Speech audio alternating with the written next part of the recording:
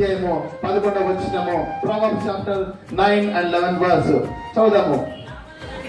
నా వలన నీకు దీర్ఘాయువు కలుగును, నీకు జీవించు సంవత్సరములు అధికములు అవునుగాక.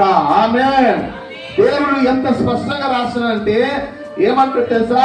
నా వలన నీకు దీర్ఘాయుష్షు కలుగును. మన డబ్బు వలన దీర్ఘాయుష్షు రాదు. అర్థమవుతుంది. ప్రార్థన జీవితము దేవుడి మీద ఆధారపడటం వల్లనే మనకేం కలుగుతుంది తెలుసా? దీర్ఘాయుష్షు దేవుడు మనకి ఇస్తాడు. హల్లెలూయా.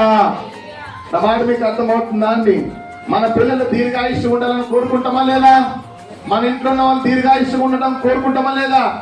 అలానే దీర్ఘాయుష్షు ఎలా అవుతుంది తెలుసా?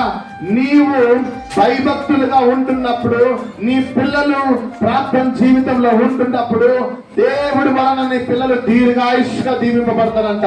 ఆమేన్. అయితే దీర్ఘాయుష్షు ఉంటారు కరెక్టే, మరి సమస్యలతో ఉంటారా?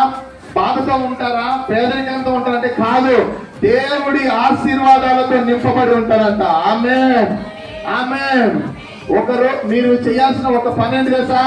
ప్రతిరోజు నీ పిల్లల తలల మీద చెయ్యి పెట్టి నువ్వు ప్రార్థన చేయాలా. నా పిల్లల్ని ఆశీర్వదించు, నా పిల్లల్ని ఆశీర్వదించు, నా పిల్లలు దీర్ఘాయుష్గా ఉండును గాక అని వారి తలల మీద చెయ్యి పెట్టి నువ్వు ప్రార్థన చేస్తే దేవుడు ఆ ప్రార్థనను విని ఆశీర్వదిస్తాడు. ఆమేన్. బైబిల్ చెప్తాది ఏంటి తెలుసా? నా నామంలో మీరు వేటిని అడుగుతారో అది మీకు ఇవ్వబడును అన్నది. ఆమేన్. మనము మన పిల్లల కన్నా ఎక్కువగా ఏది అడగము.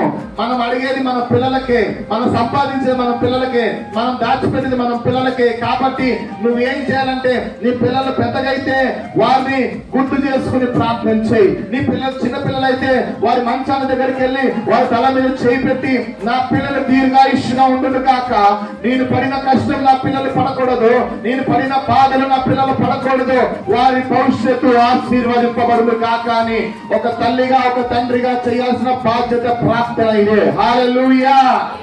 హల్లెలూయా. ఒకరోజు మనం ఉన్నా లేకపోయినా ఆ ప్రార్థనలు మన పిల్లల పైన ఆశీర్వాదంగా వస్తాయి. ఆమేన్.